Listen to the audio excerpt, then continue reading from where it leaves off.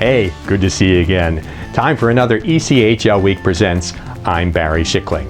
The Kelly Cup playoffs have started, and the first round is complete. So let's take a look at all of those 8 series, plus tee up the division final round. Both first-round series in the Mountain Division were memorable and tight. Brabham Cup regular season champion Idaho dropped its first 2 games to Utah at home and then incredibly rallied to win 4 consecutive overtime matches. And this came with the Steelheads struggling on the penalty kill, allowing 5 power play goals in 6 games. The other Mountain matchup had Allen eliminate Kansas City, and all 6 of the games were decided by a single goal.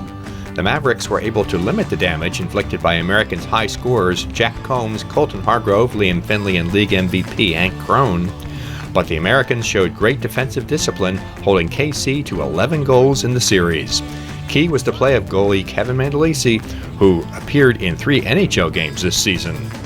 That sets up a Mountain Division title round that pits Idaho against Allen, and based on the regular season results, it doesn't look like a contest. But this isn't the regular season, and Americans goalie Mandolisi has never faced the Steelheads. Watch the special teams here. Allen allowed just 1 power play goal to Kansas City in the first round. They'll have to come close to that record to compete against Idaho's well-balanced attack. After getting off to a slow start in their North Division semifinal series against Adirondack, the Newfoundland Growlers scored their way to a first-round victory. The regular season division champs have struck for 26 goals to date, best in the Kelly Cup playoffs. One of the top scorers in the league during the regular season, Zach O'Brien, is setting the pace in the postseason. The other North Division first-round series saw Reading oust Maine in 6 games for the second straight season. Although not quite at Newfoundland's level, the Royals are number 2 in goals scored this postseason. That includes 5 players who are averaging at least 1 point per game through the first round. Reading was also the only Eastern team to win 3 home games in the division semifinals. So that sets up a rematch of last season's memorable North Division final, in which Reading took a 3-1 lead before the Growlers became the 8th ECHL team to clinch a playoff series by winning games 5, 6, and 7. Despite the obvious firepower of both these teams, we expect more playoff-like defensive hockey, resulting in another lengthy series. The South Division semifinal round featured a pair of 6-game series.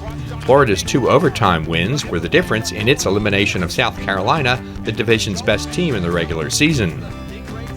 In its 4 victories during the series, the Everblades held the Stingrays to just 4 goals. Goalie Cam Johnson, who backstopped the Blades to the Kelly Cup a year ago, had a pair of shutouts in the first round, and after a so-so regular season, looks to be finding his A-game at just the right time. Considering its fairly even record against Greenville in the regular season, Jacksonville was in control for most of the series after Game 1. A key to this series was a double overtime win for the Icemen in Game 2. Brendan Harris' goal turned the tide for Jacksonville, which scored 16 goals in its final 3 wins of the series. As a result, the South Division will also feature a rematch of last year's title seekers. Unlike in 2022, this time, the Icemen will have the home ice advantage. Come the playoffs, any edge might make a difference. It's always a challenge to knock off the defending champions. The only 7-game series in the first round was a nail-biter at the end in the Central Division. Justin Vive scored the only goal in Game 7 for top-seeded Cincinnati in its ousting of Fort Wayne, which nearly rebounded from a 3-1 series deficit. Comets goalie Ryan Fanti blanked the Cyclones twice in the series, but Cincinnati advanced by posting 4 one-goal victories. Key for the Clones was the goaltending of Beck Warm, who made more saves in the first round than any other netminder. On the other side of the Central Division bracket, Toledo was the only team to post a sweep. The Walleye eliminated Indy in 4 straight in very workmanlike fashion. Toledo scored at least 4 goals in every game and held the Fuel to a total of 7 for the series. What was a bit unusual was that Toledo goalies Sebastian Cosa and John Leatherman each played a pair of games. The Walleye are well-rested and aiming to improve upon their 2022 finish, which ended with a Kelly Cup Finals loss to Florida. Of the 4 division finals, 3 of them pit the top seeds versus the number 2 team. The Central Division is one of those matchups.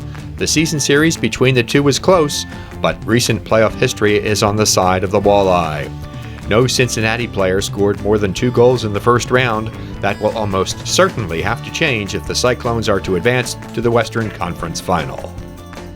Make sure to join us again next time for another edition of ECHL Week Presents. Until then, enjoy the Kelly Cup playoffs.